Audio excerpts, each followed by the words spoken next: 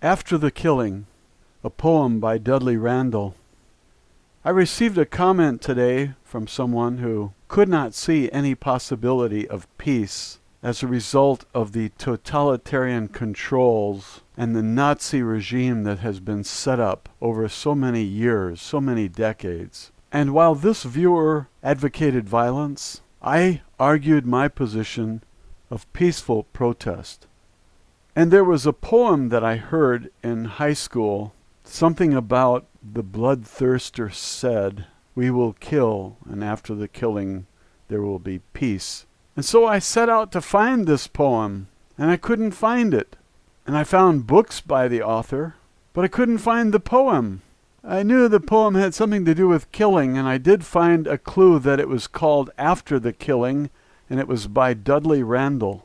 So I looked up Dudley Randall and found out he was born in 1914. He died in the year 2000. And he was basically a civil rights movement activist. So I remember, after reading a little bit about him, I remember one line from the poem, and it said, "We will kill." And I couldn't remember if bloodthirster was one word or two, but we don't use this word. And he used it in the poem. Now, did he use it as one word or two? The answer is hyphenation. He hyphenated it. And you can't find this poem if you look for bloodthirster as one word.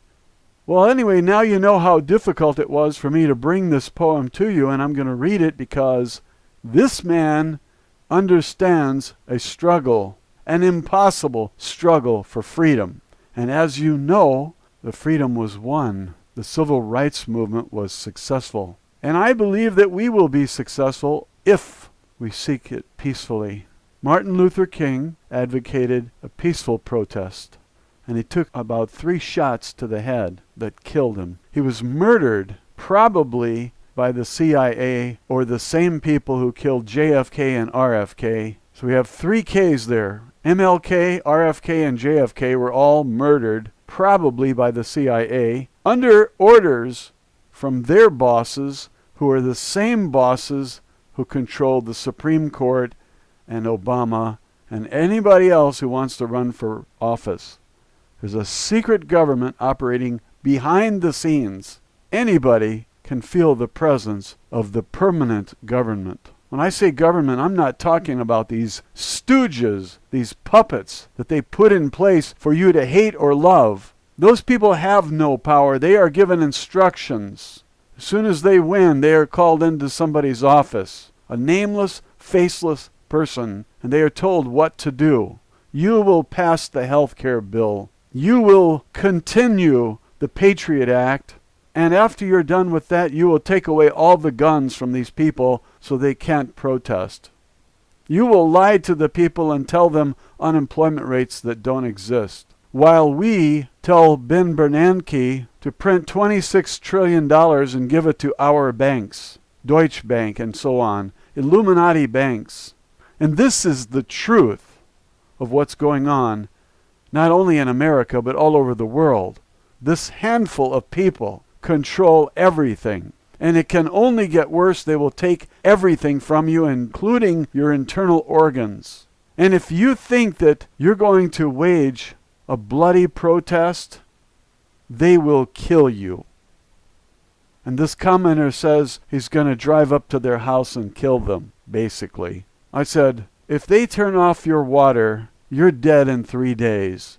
They know how much water you need. You need a tremendous amount of water every day. And if you don't get it, you die. So they got control of all of the water as a strategy. And they got control of the electricity. And if they turn off the electricity, you can't even drive your car because the gas pumps need electricity to work.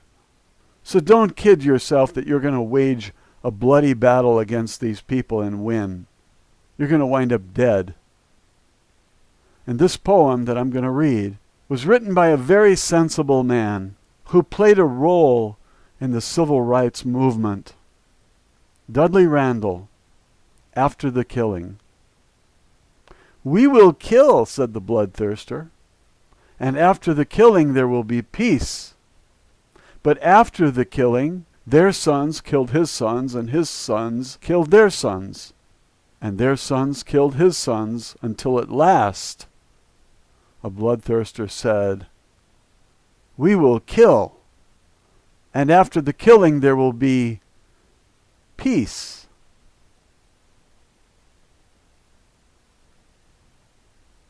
Thanks for watching.